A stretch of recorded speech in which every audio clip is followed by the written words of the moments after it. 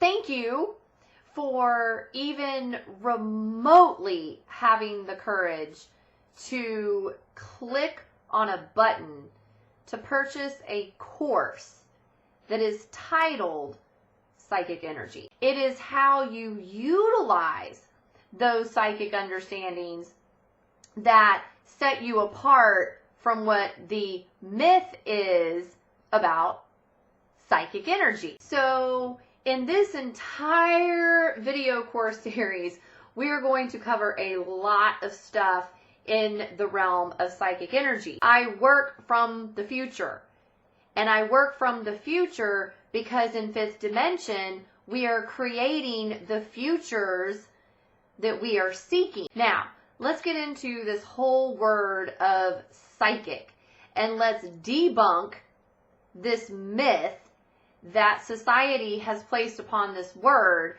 so we can get clear about truly what this word is about. So we have developed this idea from how society has taken the word psychic and capitalized on it.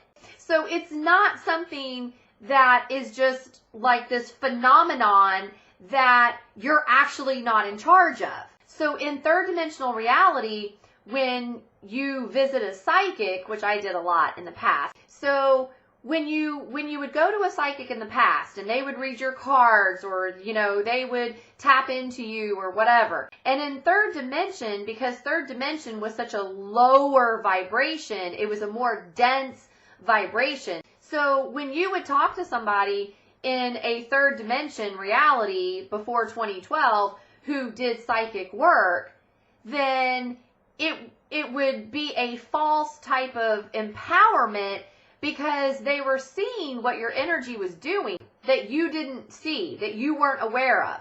And you would go to a psychic so the psychic could say, okay, this is what I see. And then it would give this false piece of security of like, oh my God, okay, my world's going to be okay because the psychic saw this on my timeline. And then because third dimension was moving very slow, then if you put any type of law of attraction practice into the outcome of what the psychic saw, well then duh, it was going to manifest because it's called law of attraction. But then what we would do in third dimension with a psychic like that back in the day is we would sit there and be like, oh my gosh, they are the almighty. And it's because they had the ability in their psychic energy to see it. Well, now in fifth dimension, okay, you specifically are learning how to see what your energies are producing. So you don't have to do it in the old school type of way.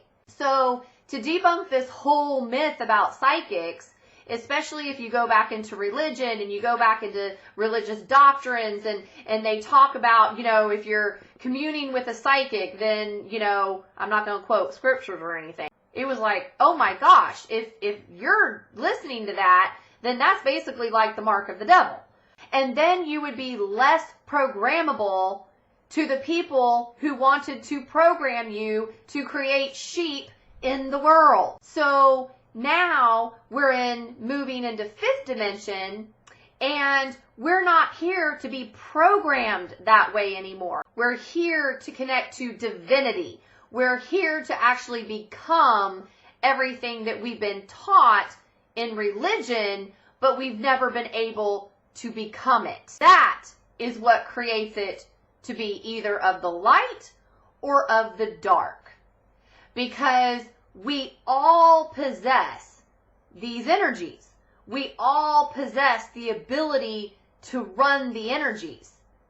And everybody does run the energy. However, if a person is utilizing their energies in a negative way to harm or influence people in a negative manner, then that's the evil. It's how they run their psychic brain. Because the psychic brain is what tells you you're doing.